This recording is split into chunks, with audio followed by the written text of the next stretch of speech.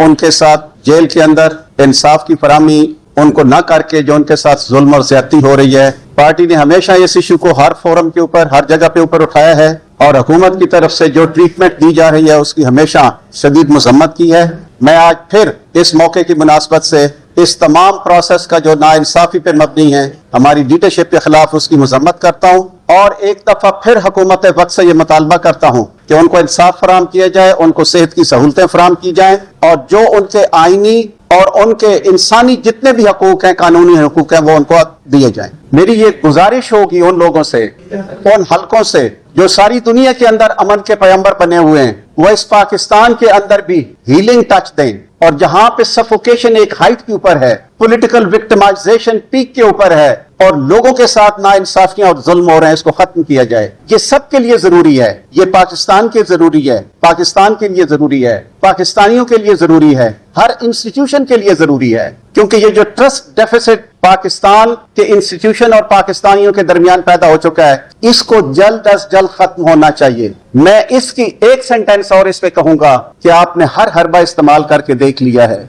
अगर उसके positive result निकले तो वो कहते हैं ना कि अगर आपकी प्राइमरी एफर्ट जो है अगर वो कामयाब हो रही है तो उसको रीइंफोर्स करो, अगर वो फेल हो रही है तो रिपीटेडली फेलियर को रीइंफोर्स करना कहीं की अक्लमंदी नहीं है। और it is up to those forces who are dictating and steering the political scene of Pakistan कि वो पाकिस्तान के अंदर एक सेम्बलेंस ऑफ पीस, ट्रैंक्विलिटी और एक सेंस ऑफ सुकून की लेके आए। ये सब के लिए बहुत जरूरी है। पाकिस्तान के अंदर बहुत पोटेंशियल है, लेकिन इस हॉस्टिलिटी ने पाकिस्तान के पिछले 3-4 साल जाया नहीं, मैं कहता हूं तबाह बर्बाद कर दिए हैं और हम जो कुछ बाहर अचीव कर रहे हैं वो इंटरनल रिफ्ट की वजह से उसको जाया कर रहे हैं। तो मैं फिर ये कहूंगा कि पाकिस्तान के अंदर हीलिंग टच की बहुत अशद जरूरत है और जल्द जरूरत। इमरान खान ने अगर कोई गैर कानूनी रिलीफ लेनी होती तो आज से कब बहुत अरसा पहले ले चुके होते। इमरान खान का पार्टी का एक मौकफ है कि हमारे साथ जो जुल्म, ज्यादती, नाइंसाफी हो रही है इसको बंद किया जाए, हमें इंसाफ दिया जाए। अगर आप हमें इंसाफ दे दें, इंसाफ के दरवाजे खोल दें, वहां पे कदम न लगाएं, मैं समझता हूं यही हमारी relief. That is number 1। Number 2, आपने बातचीत की तरफ इशारा किया। इमरान खान ने, आपको पता है, स्टेटेड पोजीशन है, 2 दफा पहले कहा है कि मुज़ाकरात होने चाहिए, क्योंकि हम सियासी लोग हैं। सियासी मसाइल का हल हमेशा बातचीत में अल्टीमेटली होना है। मुज़ाकरात होने चाहिए, लेकिन वो मुज़ाकरात ऐसे होने चाहिए जो कानून, आइन, इंसाफ, दार, सियासी रवायात पाकिस्तान के अवाम की बेहतरी के लिए हों। हम किसी एक शख्सियत के लिए कोई बातचीत नहीं कर रहे, न करेंगे। हम करेंगे तो कानून और आइन के लिए करेंगे। और अगर इस सिलसिले में बात हो रही है तो मैं इसको वेलकम करता हूं और इसको पूरी पाकिस्तानी कौम और पीटीआई इसको सपोर्ट करेंगे। ये बात बिल्कुल तय हो चुकी है। जो फेडरल गवर्नमेंट के लेवल के ऊपर जो बजट पेश हुआ है उसके अंदर कोई विजन नहीं है। जो हमारे 3-4 बुनियादी मसाइल थे उनको हल करने की तरफ कोई पेशरफ्त नहीं की। महंगाई है, गुर्बत का लेवल बढ़ रहा है, टैक्स कलेक्शन बेस वही के वही मौजूद है और इसके साथ साथ हमारा सारा इन्हिसार इस वक्त जो है वो हैवी टैक्सेशन और रेमिटेंसेस के ऊपर है। बाहर के लोग कमाते हैं, हम कर्जा लेते हैं, उसको खर्च कर देते हैं। कोई प्रोडक्टिविटी और एक्सपोर्ट ओरिएंटेड बजट नहीं है। आबादी हमारी 2.5-2.6 रेट पे बढ़ रही है। प्रोजेक्टेड इन्फ्लेशन जो अगले साल की है, जो हुकूमत मान रही है, it is going to be between 8 to 9%, रफली अराउंड 8.5%। और आपकी जो गुर्बत है वो तकरीबन 23 से 29% पर चली गई है। और जो गुर्बत की बेस लाइन है, हमने कमाल किया है कि हमने उसको 8500 रुपीज पे लेके आ गए हैं। अब सब यहाँ पे बैठे हैं। अगर आपकी इनकम गुर्बत की डिफाइन की जाए 85 पे, मुझे नहीं समझ आ रही ये कौन लोग हैं, ये कौन विजिट हैं। ये वही लोग हैं, मैं आपको बताना चाहता हूं ये कौन लोग हैं। ये वो लोग हैं जिन्होंने कोऑपरेटिव स्कैंडल करके इस मुल्क की स्मॉल लेवल के ऊपर फाइनेंस मार्केट को तबाह बर्बाद किया था। आपको याद है फाइनेंशियल स्कैंडल जो कोऑपरेटिव का आया था? बहुत सौ को याद होगा। आपको याद होगा ये कौन लोग हैं? ये वही लोग हैं जिन्होंने कहा था कर्ज उतारो, मुल्क संवारो, और उसमें निकला ये था कि लोगों ने तो अपनी कंट्रीब्यूशन कर दी, न मुल्क पे कर्ज कम हुआ। हाँ, यकीनन हुक्मरानों के एसेट पाकिस्तान के अंदर और पाकिस्तान के बाहर बढ़ गए। ये कौन लोग हैं? ये वही लोग हैं जो कहते हैं कि वो खाता है तो लगाता भी है। मैं आज इस फोरम से फिर बताना चाहता हूं, पाकिस्तानियों को एक एक बात याद है, जिनको भूलेगी इंशाल्लाह हम उसको याद कराते रहेंगे। और इस पॉलिसी के ये नतायज हैं आज कि आज हमारी कुव्वत खरीद हर एक की पिछले 2-3 सालों में आधी से भी कम रह गई है। और इस सारे प्रोसेस के अंदर जब आप सुनने में आ रहा है कि रुपये को आप डीवैल्यू कर रहे हैं फ्रॉम 280 टू 290, ये 290 पे रुकेगा या नहीं, हू नोज इट। लेकिन ये सब का इफेक्ट क्या होगा? आपने ऊपर जुल्म और ज्यादती ये की कि आपने कहा कि हम 7% जो है वो तनख्वाह बढ़ाएंगे और 3.5% जो है वो आप पेंशनर्स का पंजाब में पेंशन बढ़ाएंगे। क्यों बढ़ाएंगे 3.5%? क्या फायदा होगा आपको इससे? मैं समझता हूं कि शायद जो बूढ़े पेंशनर हैं उनके लिए पैगाम है कि हमने आपकी 3.5% पेंशन बढ़ाई है, आप अपना कफन दफन का इंतजाम कर लें। लेकिन मुझे डर यह है कि इस 3.5% इंक्रीज में जिस बंदे की पेंशन 20,000 हो, क्या 600 रुपए में वो किसी एक महीने में अपने कफन दफन का इंतजाम कर सकता है? यह हुकूमत समझती है कि वो इस तरह के अल्लह तल्लों से लोगों को मुतमिन कर लेगी? मैं 2 बातें और करना चाहूंगा। पाकिस्तान की टोटल जीडीपी, मैंने फ्लोर ऑफ द हाउस पे यह कहा है, पाकिस्तान की टोटल जीडीपी जबकि हमारी आबादी प्रोजेक्टेड 250 टू 260 मिलियन है, ये आज के इस एंड के ऊपर $407 बिलियन है। $407 बिलियन है पाकिस्तान की जीडीपी। चाइना के एक शहर की मैंने सिर्फ एक मिसाल दी जिसकी जीडीपी 420 बिलियन है, $420 बिलियन है चिंगपोंग की, शायद इसका तलफ़्फ़ुज़ कोई चाइनीज में और होगा, और उसकी आबादी तकरीबन उसकी सारी म्यूनिसिपैलिटी हदूद में मिलकर वो 32 मिलियन आ रही है। आज से 4 साल पहले जो पाकिस्तान के ऊपर ये कहते थे ना कि ये पाकिस्तान के मुआशी हालात बहुत खराब हैं, 47 ट्रिलियन 47 खरब का कर्जा पाकिस्तानियों के ऊपर था। ये जब से कारीगर और अक्लमंद लोग आए हैं पाकिस्तान के ऊपर, आज कर्जा तकरीबन 81 ट्रिलियन पहुंच चुका है। मैं आपके तवज्जुह से हुक्मरानों को, इनके लाने वालों को और पूरे पंजाब के और पाकिस्तान के लोगों को यह बताता हूं कि ये किसका किया करा है। ये किया करा उन लोगों का है जो पैरासाइट की तरह, जो जोक की तरह इस मुल्क के ऊपर 1985 से काबिज हैं, जिन्होंने एएसआई के लिए, एसआई के लिए, सब इंस्पेक्टर के लिए, तहसीलदार के लिए, गिलदावर के लिए, नायब तहसीलदार के लिए इन्होंने पैसे लेके भर्तियां की, और इसका रिजल्ट आज पूरी कौम भुगत रही है। फाइनेंशियल मॉडल आपका क्या है? क्या आपके पास फाइनेंशियल मॉडल है जिसके ऊपर आप पाकिस्तान की तरक्की की बात करते हैं? फाइनेंशियल मॉडल है IMF के कदमों में गिर जाओ।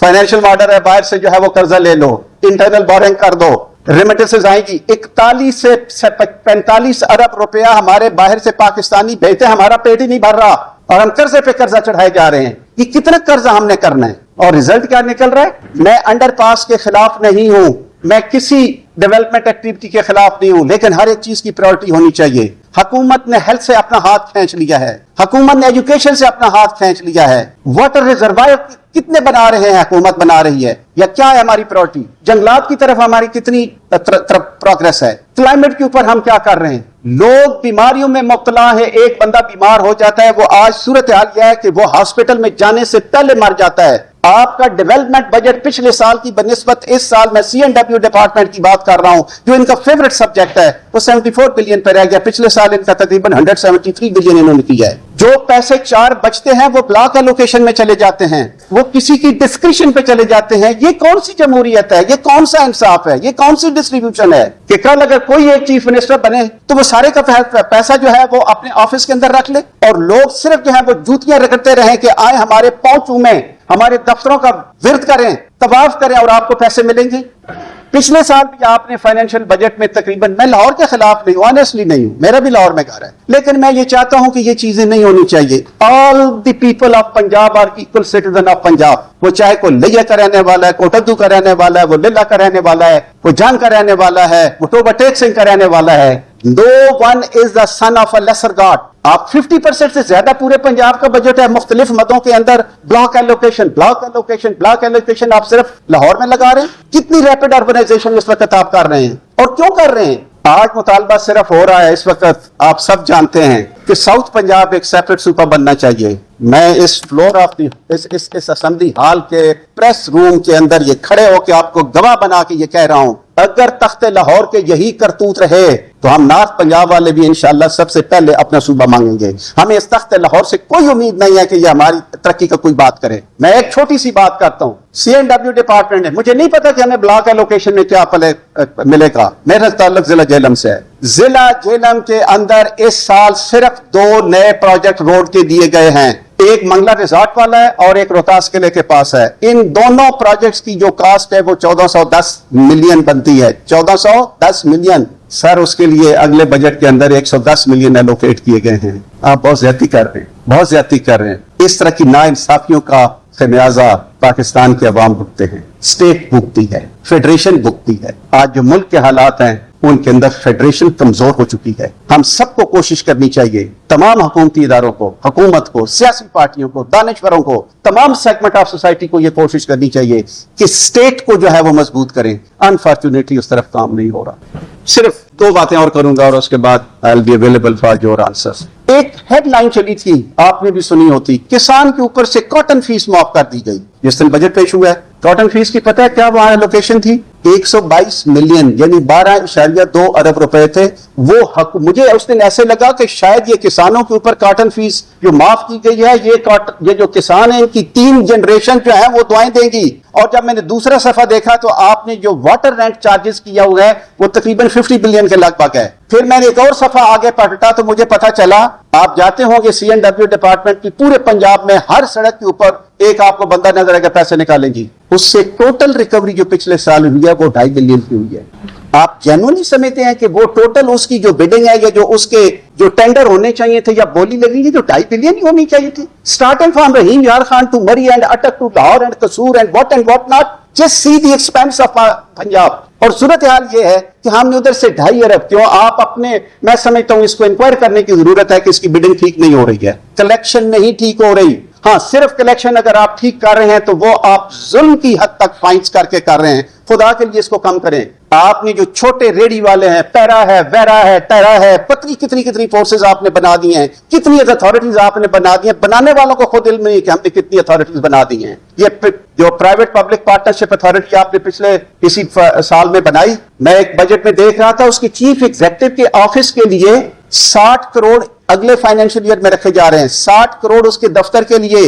वो हमें कमा के क्या देगा वो तो बात की बात है। तो मेरे भाइयों, और मैं हमेशा कहता हूं कि आप हमारे आंख भी हैं, आप हमारी कान भी हैं, हमारे से कमजोरी कोताही हो हमारी टोक भी कीजिएगा, लेकिन मुझे इस बात का इल्म है कि आपका और हमारा साथ जो है वो चोली दामन का और इंशाल्लाह रहेगा। कहने को यकीन करें, इस बजट के ऊपर इतना है कि मैं फिलबदी अगर बोलना शुरू कर दूं तो मैं शायद 2 घंटे और ले लूं। ये लेकिन मुल्क की मुआशी सिमत कोई नहीं है, न सियासी सिमत है, घुटन का शिकार है। इसको कम करें, मुल्क के अंदर इत्तेहाद इत्तेफाक पैदा करें और जो जख्म फेडरेशन को लग चुके हैं उनको कम करें। ये वो लोग हैं जो आज आपकी तारीफें कर रहे हैं। मेरे मुंह में खाक, ये 1971 से पहले वाले वाकयात, ये इसी तरह के टोडीज होते थे जो उस वक्त भी एस्टेब्लिशमेंट को यही बता रहे थे कि आपसे नीचे खुदा के अलावा कोई नहीं है। ये इनकी फितरत है, ये अपनी फितरत से बाज नहीं आएंगे। यहां पे चाहे मुगल आ जाए, मंगोल आ जाए, अंग्रेज आ जाए, सिख आ जाए, कोई और आ जाए, ताकतवर आ जाए, ये उसके साथ खड़े हैं। खुदा के लिए ऐसे लोगों से बचें। ये मुल्क के वफादार नहीं है, लॉन्ग टर्म वफादार नहीं है। इन्होंने अपने ऑलरेडी मफादात जो है वो कहीं और पे स्टेक्स अपनी स्टैब्लिश कर ली हैं। हमारे रीजन में खास करके जो गल्फ के अंदर जो क्राइसिस थे पिछले चंद महीनों से, मैं समझता हूं पाकिस्तान और पाकिस्तान की लीडरशिप ने उसमें एक बहुत अच्छा रोल प्ले किया है और वहां पे सिचुएशन डिफ्यूजन की तरफ जा रही है। और उम्मीद है इंशाल्लाह कि इस पूरे इलाके में अमन का पैगाम आएगा। ये अमन सिर्फ ईरान, गल्फ स्टेट्स या उन और अमेरिका के लिए नहीं है।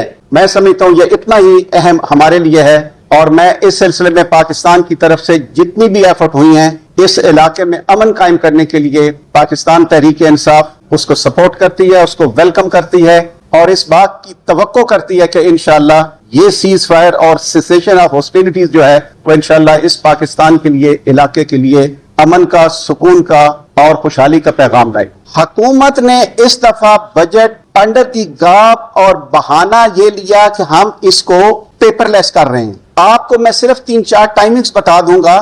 हमारी एडवाइजरी कमेटी जब बजट की हुई तो हुकूमत ने ये वहां पे वो जरा के होते हुए तस्लीम किया कि इसमें बहुत खर्चा आता है। हमने कहा सत बिस्मिल्लाह आप जरूर करें बट कम से कम इसको ग्रेजुअल करें। वहां पे माना गया कि हम आपको हार्ड कॉपीज अगर 354 नहीं तो कम से कम आपको 40-50 देंगे। बात 10 पे भी आई, हुकूमत मुकर गई। जो टैबलेट्स हैं जिनके ऊपर ये सारा सिस्टम चला, ये बजट पेश हो चुका था तो आपको पता है, you are witness to that कि ये टैबलेट इशू हो रहे थे। टैबलेट रात को इशू हुए और टैबलेट चल भी नहीं रहे थे बहुत ज्यादा। इसके बावजूद हमारे we were made totally blank, believe it to me, सिवाय जो हेडलाइन कहीं ना कहीं से जराए ने ये कहा, मैं उस जराए के ऊपर अपनी ओपिनियन नहीं दे सकता। इसके अलावा हुकूमत ने हर वो ओछा हटकंडा इस्तेमाल किया कि अपोजिशन को, पंजाब के अवाम को, पाकिस्तानियों को इसके असल जो आदाफ हैं, आदाद शुमार है, वो पता ना चले। लेकिन इसके बावजूद अल्हम्दुलिल्लाह हमने पूरी कोशिश की और आज पूरे का पूरा बजट एक एक सफा एक एक फिगर हमारे सामने है। जब मैं आपसे बात कर रहा हूं, मैं कह रहा हूं मैं इससे सारा दिन बोल सकता हूं, इंशाल्लाह व्हाइट पेपर आएगा। एक पहली बात। दूसरी बात, व्हाइट पेपर क्या है? ये तो एक गोरख धंधा है। ये तो एक किसी बच्चे को भी आप कहें कि दूसरी दफा पढ़े तो वो भी आपका इसका ऐसी की तैसी इस बजट की करके रख देगा। इंशाल्लाह व्हाइट पेपर आएगा और ऐसा व्हाइट पेपर आएगा कि हुकूमत पछताएगी कि उसने ये बजट क्यों पेश किया है। दूसरी बात आपने की थी, ये जो मौजें लगी हुई हैं, अब मैं आपके लिए वो फॉर्मर सीनियर लीडर होंगे, मेरे लिए वो एक बेरोजगार सियासी तबका है। आप दोबारा सुन लें, मेरी नजर में वो एक बेरोजगार सियासी तबका है, उसकी कोई सियासी हैसियत नहीं है और मैं इसके ऊपर कोई कमेंट करना मुनासिब नहीं समझता। सर, मैं भाई को जरा ऐड करना चाहूंगा। आपने जो क्वेश्चन पूछा था उसमें मेरा सिंपल इतना जवाब है कि दुनिया में हर सिस्टम जो है ना वो बगैर जुडिशियल सिस्टम के नहीं चल सकता। कोई नाम्स, कोई कानून, कोई चीज तो होती है ना। अब आपको भी इल्म में है, सब भाइयों के इल्म में है कि खान साहब की जो मुलाकात है भाई, उसमें कौन सी क्यामत आ जाएगी अगर आप उसकी बहनों को अलाउ करें कि वो उससे मिले? इससे तो कोई क्यामत नहीं आएगी ना। इतना तो उसका हक बनता है ना। अगर किसी और लीडर के प्लेटलेट तो कम हो सकते हैं और उसके ऊपर सारा कुछ हो सकता है, तो यहाँ पे तो वो बेचारा प्लेटलेट की काउंटिंग नहीं करवा रहा है। वो तो प्रेस कॉन्फ्रेंस चल रही है। ये जो बाकी न्यू के लिए इतनी आसानियां की गई थी, तो यहाँ पे भी कानून को कोई थोड़ा सा अमल दखल जो है ना वो होना चाहिए। That's all.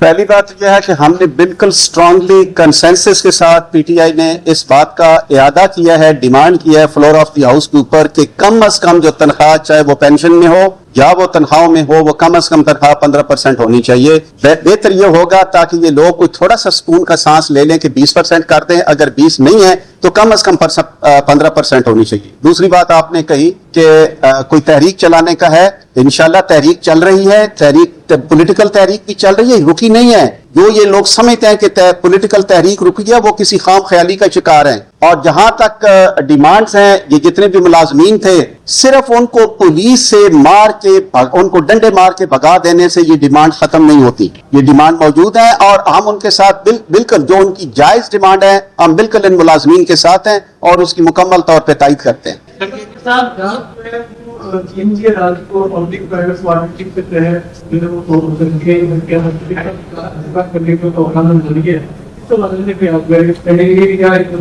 आपने बिल्कुल बात ठीक की। एक फिगर आया हुआ है टाउन्स के अंदर sale of the government land का, उसमें तकरीबन हुकूमत ने जो शाखसाना छोड़ा है वो ये है कि वो रेवेन्यू के अंदर मौजूद है। मैं जान के इस बहुत से फिगर्स में नहीं गया हूँ। दैट इज अबाउट 13.6 बिलियन है या 13.5 बिलियन गवर्नमेंट समझ रही है, वो अर्निंग करेगी।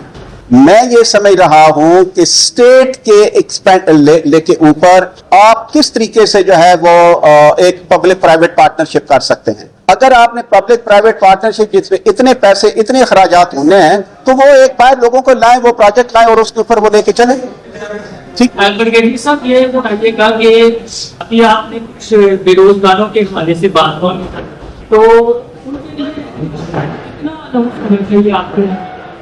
और कल अजमल भाई साहब ने जो दूसरे बात में बात किया, उन्होंने कहा कि अलीमा पार्टी से दबंग कर नहीं, ऐसी तो बात नहीं है। हमारी अलीमा खान हमारी बहन है, हम उसकी रिस्पेक्ट करते हैं और रिस्पेक्ट करते थे, करते हैं और इंशाल्लाह करते रहेंगे। That is number 1। नंबर 2, जो आपने कहा कि अलाउंस क्या होने चाहिए इसके ऊपर, पहली बात तो यह है कि मैं समझता हूँ उनको खुद ही कोई एफर्ट नहीं करनी चाहिए वापस पार्टी के फोल्ड में अंदर आने की, अगर एक सेल्फ रिस्पेक्ट और इंटेग्रिटी वाली बात हो। हाँ, तीसरी बात यह है कि इसका फैसला जो है वो खान साहब करेंगे कि किसने आना है, किसने नहीं आना। लेकिन मैं आपको एक बात बता दूं, जिन लोगों ने खान साहब की और इस पार्टी की और अवाम की पीठ के अंदर छुरा घोंपा है, जानबूझ के छोड़ा है और एक प्लाई के तौर पे, एक टोडी के तौर पे काम किया है, पार्टी इंशाल्लाह उनको कभी एक्सेप्ट नहीं करेगी। मैंने कहा वो आपकी पार्टी इंशाल्लाह उनको कभी एक्सेप्ट नहीं करेगी। उसमें सिंपल जिला नहीं, जहां भी हो पाकिस्तान के, इंशाल्लाह दे हैव नो प्लेस। उम्मीद तो है। Thank you. है which spread over the entire Pakistan, उसके अंदर डिफरेंस ऑफ ओपिनियन हो सकता है और कभी कभी नजर भी आता है आपको, ये बात दुरुस्त है।